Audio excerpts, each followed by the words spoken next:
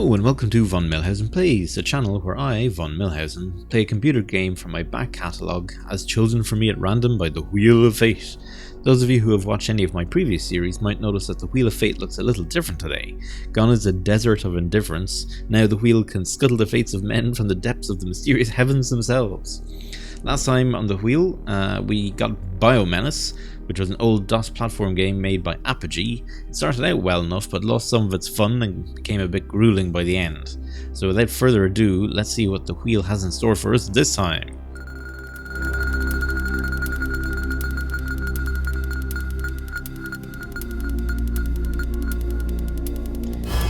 We will be playing Rise of the Triad Classic Edition.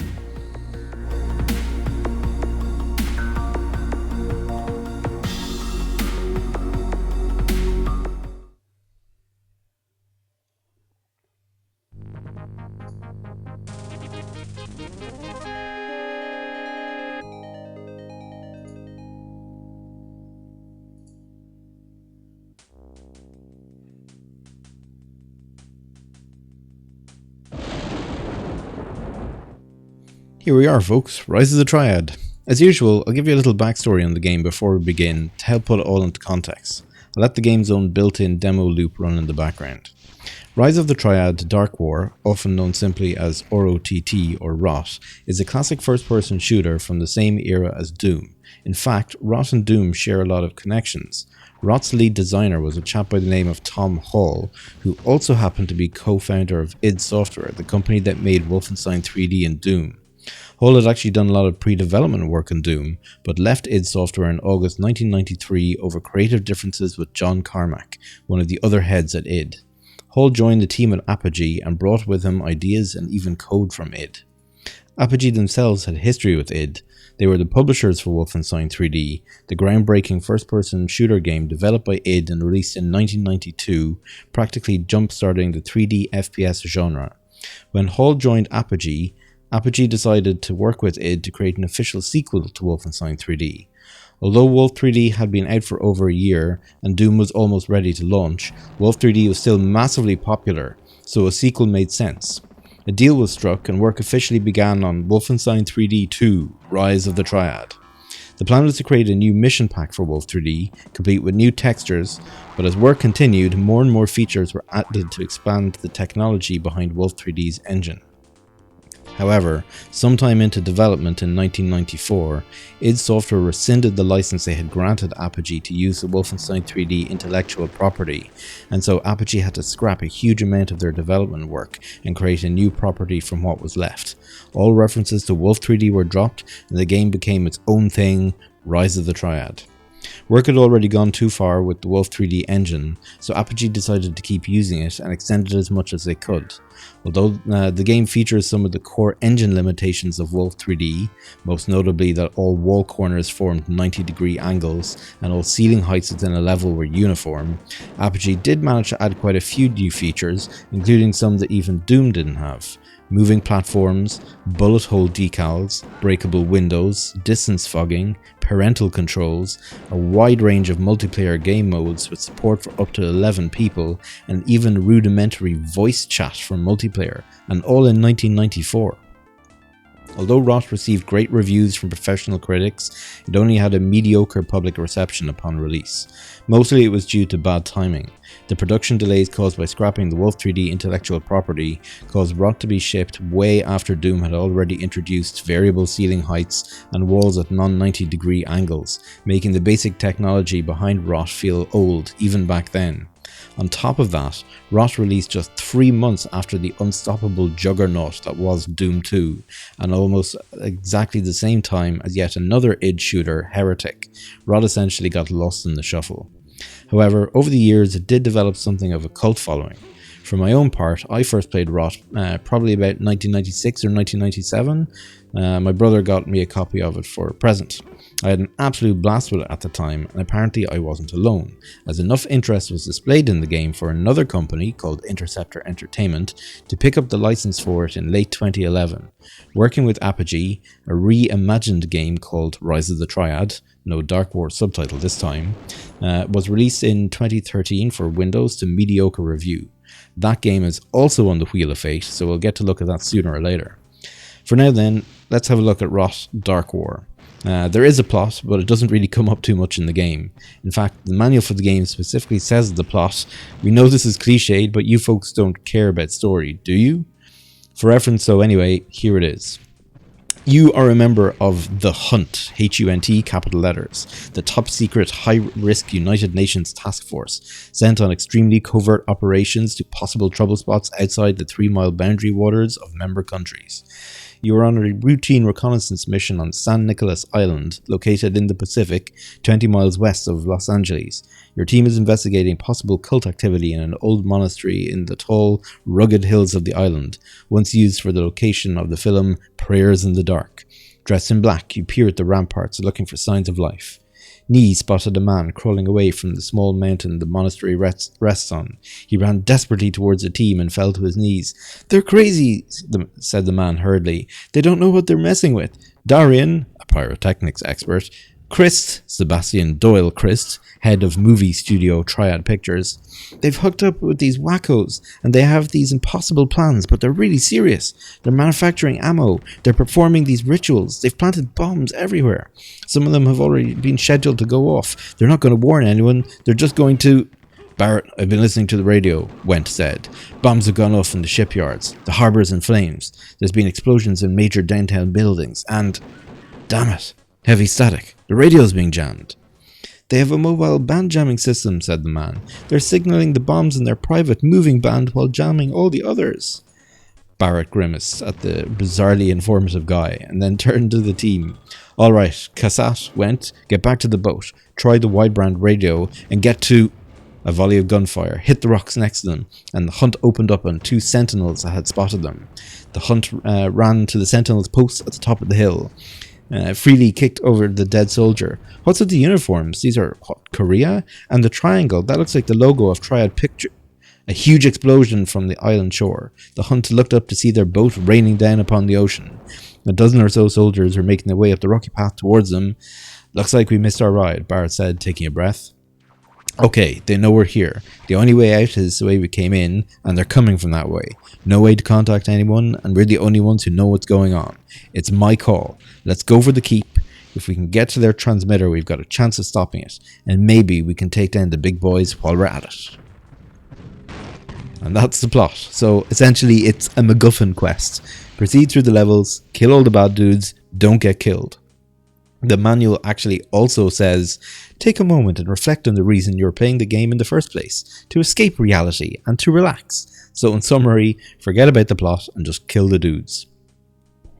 So let us start a new game. And as we begin a new game here, you're going to see something a little bit interesting, certainly for the time the game came out in. You actually get to choose your character, which is fairly rare for a first-person shooter. There's no roleplay aspects in the game, but each character does have different attributes in the categories of movement, movement speed, number of hit points, and accuracy with bullet-based weapons. Some of the levels have secrets and bonuses that can only be reached by certain characters. You need to be fast to reach a door in time, or maybe you need to have a ton of hit points to make your way through some damaging areas, that kind of thing. There's nothing that'll kind of really break the ability to complete the game, but there's some extras that can only be reached with certain characters. I'm going to go with the plot-based leader of Hunt, Thi Barrett, this lady here. The other ones are Tardino Cassat, Doug Went, Lorelli Nee, and Ian Paul Freely. But let's go with Thi Barrett. You can also see that just like with Wolfenstein and Doom, we have 4 options to choose the difficulty level of the game. They vary as well, so every time you kind of go back into this menu, you get different options. And I apologize in advance if the menu isn't recording properly. I've tried to work around that, but sometimes in the recording software it's not being picked up properly. So if we leave this menu and go back into a new game again, you can see we get different difficulty options. It's just part of the humor that's in the game. So I'm going to go on the 3rd difficulty option to begin with. I might end up changing this depending on how well the Let's Play goes. But for this particular set of menu options, I'm going to pick I'm a Freight Train of Death. And that's pretty much it. So let's sit back, watch the intro, and then it's on with the game.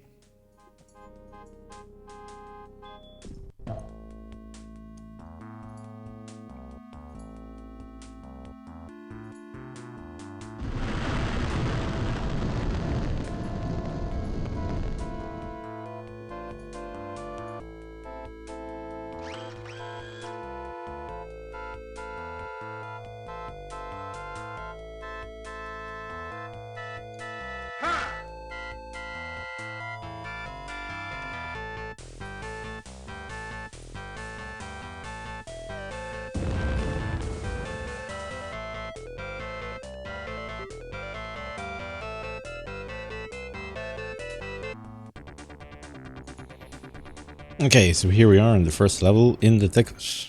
And for some reason mouse look isn't working. There we go. Oh, we're already being shot at. Some dude over there. I know the game's fairly low resolution. It was from 1994 after all. There's no higher resolution in the game than this. You can lower and increase the size of the game screen. This is already at maximum. Pretty much you can turn off the bars at the top and bottom, but this is pretty much as high as it goes. So up in the top left corner we have our score, then the amount of time that we spent in the level. In the middle is some areas where keys and other pickups will show up. And then over towards the top right we have our character, number of lives, and then the 00 is the number of kind of life points that we've kind of picked up so far. I'll explain that a bit more in a moment.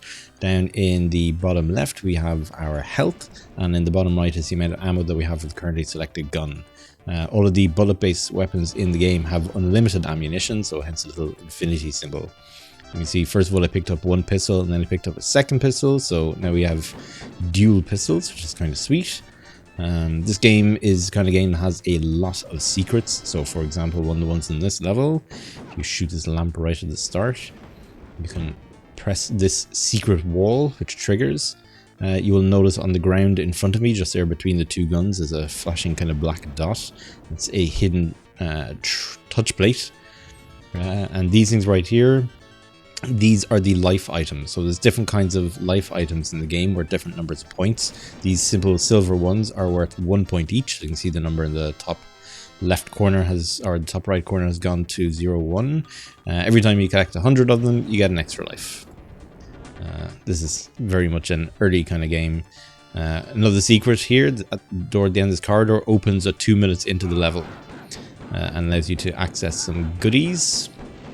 So, given that my introduction is letting me take some time, so this is a healing item, and if your health is over 75, you get an extra life. So now I'm up to 4 lives because my health was over that. And I need to run here to be quick or I'll be killed. Oh, I wasn't killed. I should have been squished by that wall, but apparently I just passed through it.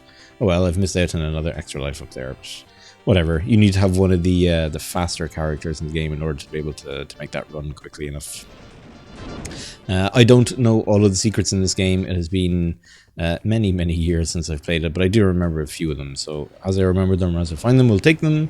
But this is not going to be a completionist run of the game.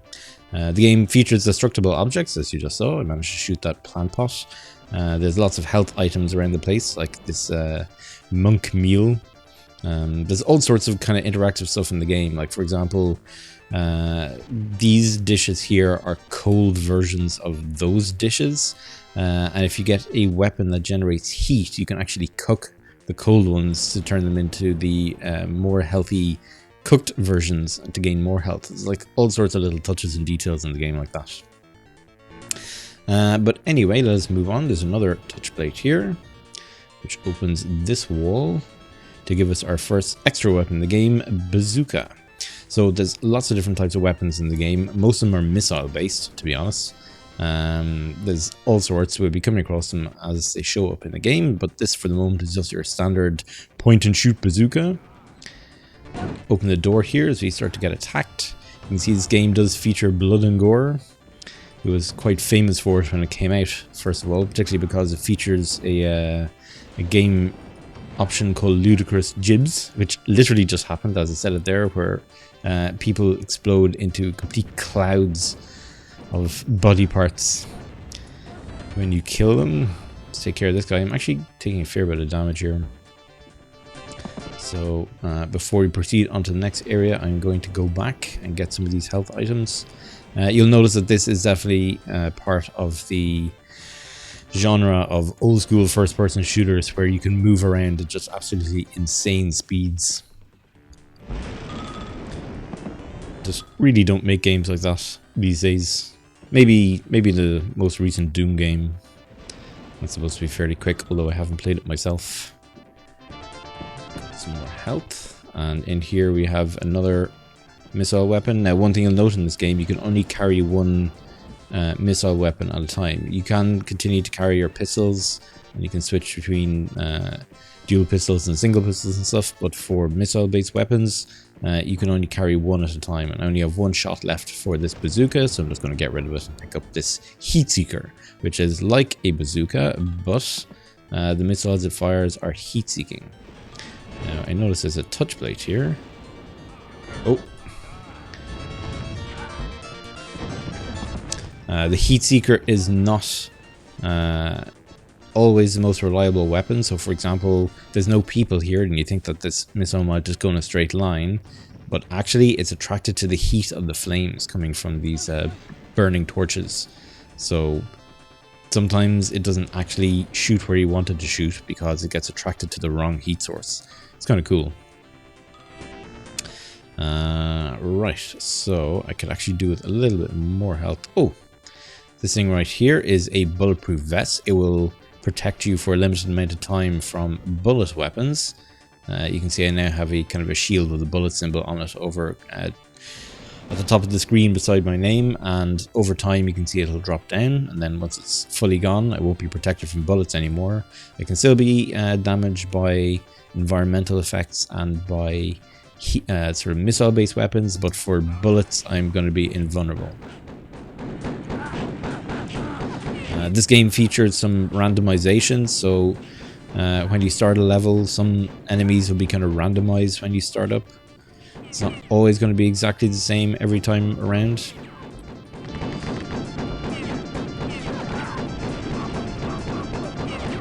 You can see there that that second enemy, the one just there in front of me, actually landed when he hit that jump pad. He landed on the head of his comrade there and actually killed him by crushing him. There's all sorts of little touches, as I say, like that in the game. I've just picked up the God mode power-up, which turns me into a 7-foot-high deity. I am completely invulnerable to all damage, and I have the Hand of God, which allows me to basically send out spheres of death wherever I like.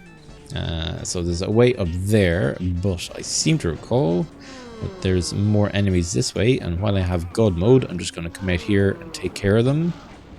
You see the sphere of death just seeks out enemies wherever they are and goes for them. Doesn't do well with stairs. I guess even gods have their limits.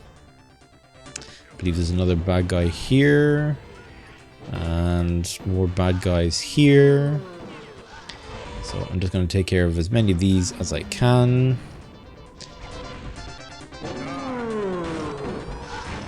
Dooby-dooby-doo, being a god. Okay. Now, I think there were some people there that I didn't manage to kill, but we'll come back and get them later.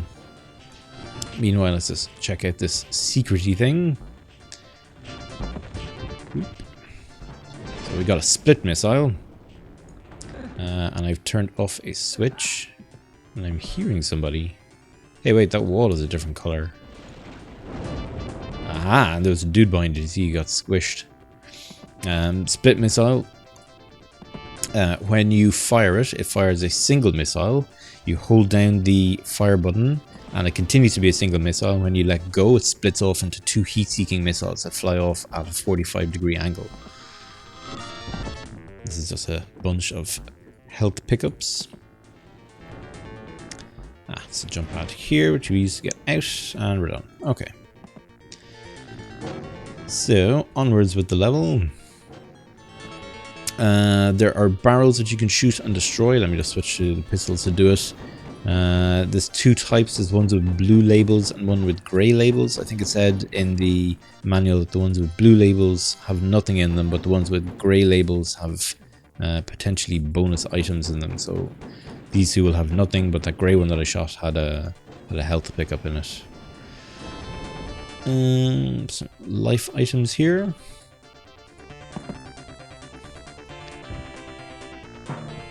Ooh, and a bazooka. To be honest, the bazooka is probably more useful to me right now.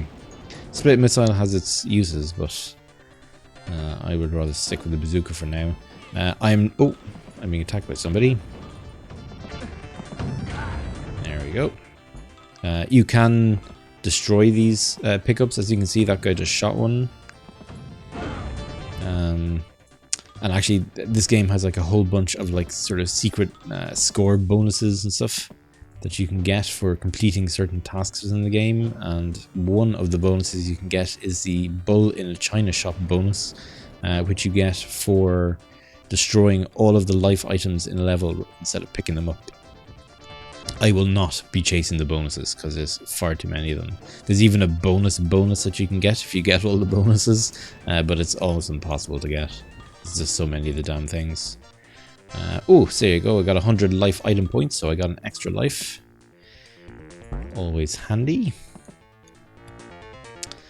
Sometimes there are some movable objects. So see these pillars here. Sometimes... Oh. God damn it. And I haven't saved. I will bring us back to that point in the level. So, I am back again. As I was going to say, sometimes these pillars here can be pushed, and I believe this one can be, which gives us access to this ever so slightly darker wall, which can also be pushed. And it gives us access to this room here. Now you can see we have some higher value life point items here. They have solid backgrounds as opposed to being hollow. They all have like different point values. I think there's like ones that have a value of 1 and 5, 10, 15, 20, 25 or something like that. Oh. Well, that didn't work out so well. This is the split missile, by the way. I don't know if you can hear that kind of bong sound that's going off. That's just to warn me that I have low amounts of health. I did use the God mode here to try and clear out as much of this area as possible beforehand. And I have just killed myself. But I can show you. By the way, when you die, if you don't have a saved game, then you get sent back to the beginning of the map. This is also one of the first games to feature sort of thumbnail images for saved games. This game actually had lots of firsts associated with it. So that's enough of that. Now I believe there is a dude creeping up on us here. Yep, there he is. Switch the bullets and not waste all of my health with the bazooka. But yes, I was shooting at this corpse here because sometimes the enemies in this game only pretend to be dead. Some health here. Seem to remember that one. There's little push walls and stuff all over the place in this game. I see there's something up there that I could probably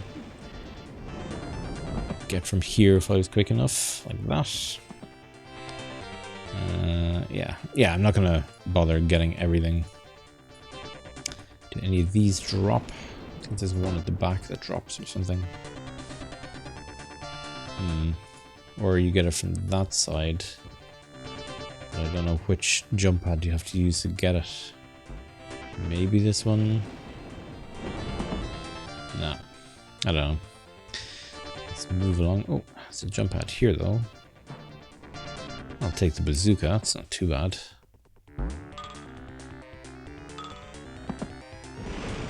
Again, I think I've cleared out most of these. Oh, didn't clear that one. Wait for him to drop and then shoot him. Ludicrous gives. Okay, didn't get this far in the level with God mode.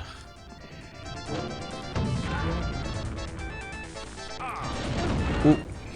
That guy had a rocket launcher. Let me just save the game again. Good old quick save. Gotta love it. Oh, somebody shooting. And I'm out of missiles.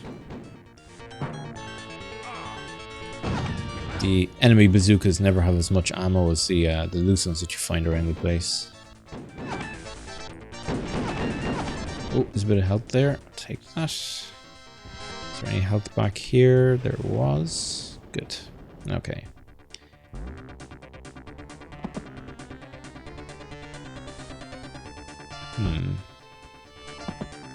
This is an odd arrangement. Guess we can take that. None of these seem to be push walls. Should be able to break all of these. Doesn't appear to be any secrets. Let's wait for this guy to drop. Okay. Ah, and I see that guy there. I'm pretty sure he's only pretending to be dead. Yeah. Start to shoot him when he gets up. There's other types of enemies in the game that also pretend to do different things. And, yeah, that's a high value one. So I will go for that. I think I can just run straight ahead. Yep, there we go. Is there anything in the last one? There's not. And then these arches are the end of the level. So we got our summary screen here. So episode 1, area 1, 44% health on leaving. I got 31 out of 43 secret walls, and I got 3 of the bonuses. I got the supercharge bonus, the adrenaline bonus, and the Republican bonus number 2. I have no idea what any of these bonuses are granted for. Part of the secrets of the game is trying to work out what actions give you which bonuses. I don't know. I'm not going to spend the time to find out. So thank you very much for watching the first episode of Rise of the Triad Dark War, and I will see you in the next episode on Von Millhausen Plays.